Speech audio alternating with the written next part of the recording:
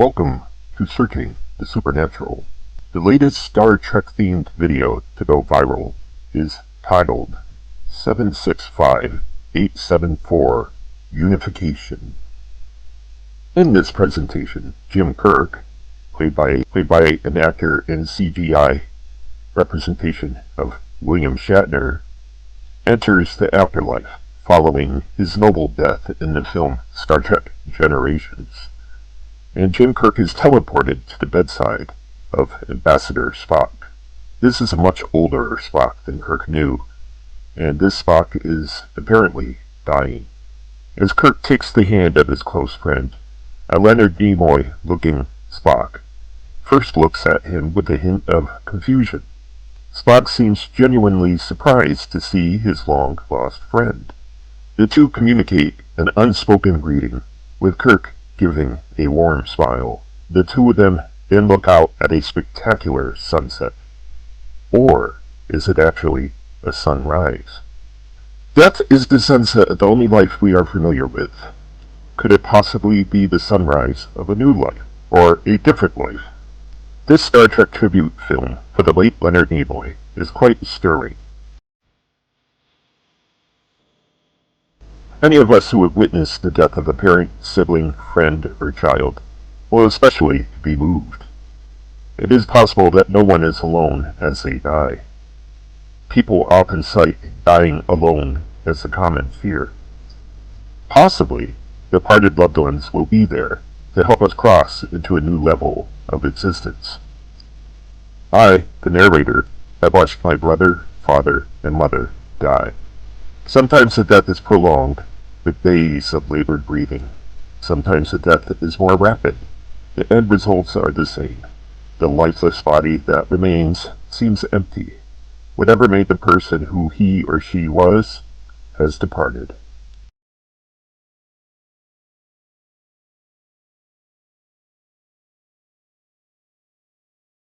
Unexplained or supernatural phenomena can manifest around the dying individual. With my brother, this took the form of a bizarre coincidence. I knew he was in the last stage of dying from cancer at the house I was living in, and I went to get his wife to be with him. As I arrived at the house where he was dying, his wife in tow, the classic song Hold the Line from the band Toto started playing. The repeated refrain is, "Love isn't always on time." Not on time indeed. He had died just a few minutes before we pulled into the driveway. After this seeming coincidence, I've heard accounts from others on how a relevant song or music announced to them the death of a close loved one. The phenomena accompanying the death of my parents was more overt. I was a caretaker for both my parents, and we were all very close. 2 days before my father died, our front door opened on its own. The doorknob rattled and turned, the door opened, and all of us in the living room looked to the door to see who was coming in. No one was there.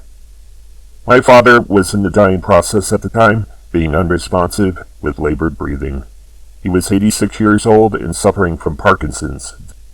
Later that night, as I slept in the bedroom across from his, I heard low murmurs and whispers coming from his room. Subtle voices from unseen visitors. At one point, a bright flash occurred in my bedroom, like some atomic-powered firefly paid me a visit. And this was January. About 35 hours later, my dad still struggled with very unpredictable breaths. I told him it was okay to go to Jesus and to let go. And a minute after I said that, he let go and stopped breathing completely. My mother's death was more abrupt and unexpected. 2 weeks prior to her passing, my departed father appeared to me in a dream. He just sat in a chair in front of me. There was nothing going on, no dreamlike scenario, just him sitting in a chair. And he gave me a warm smile. In the dream, I asked him what he was doing there. "I thought you were dead," I said to him. Then I reached out and I remember feeling his leg as a real physical presence. When I woke up, I became concerned.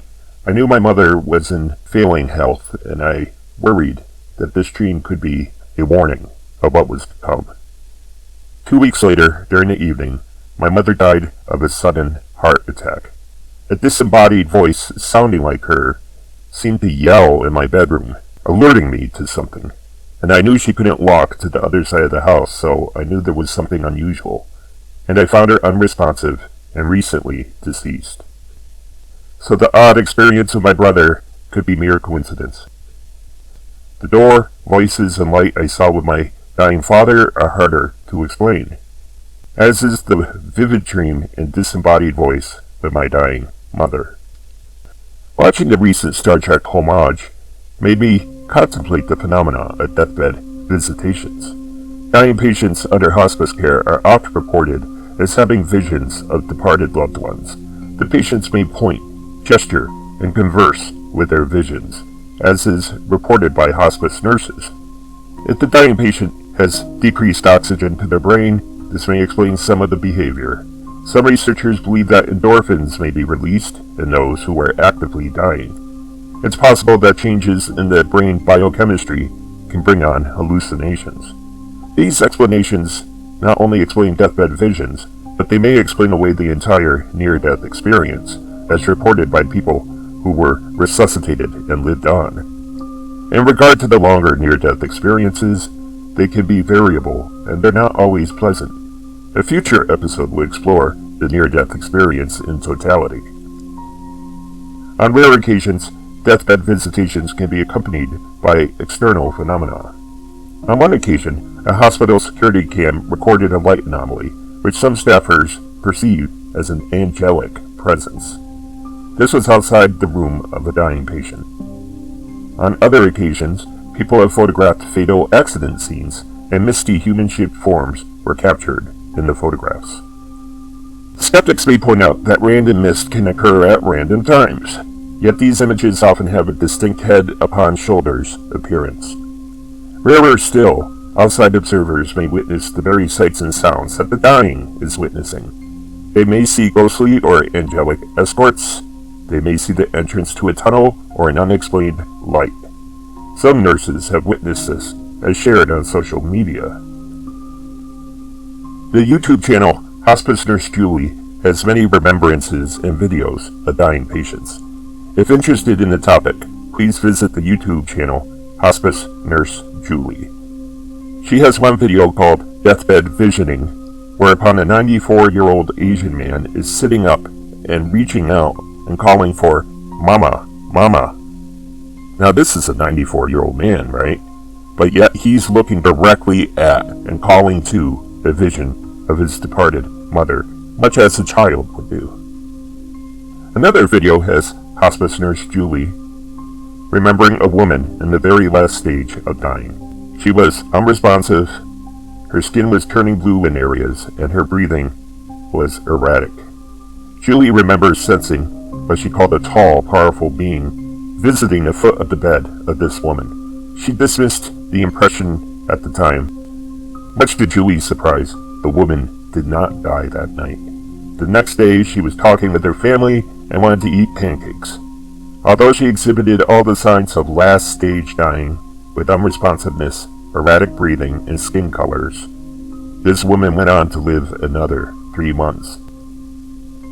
It is rare and unexplainable how she made that U-turn at death's door.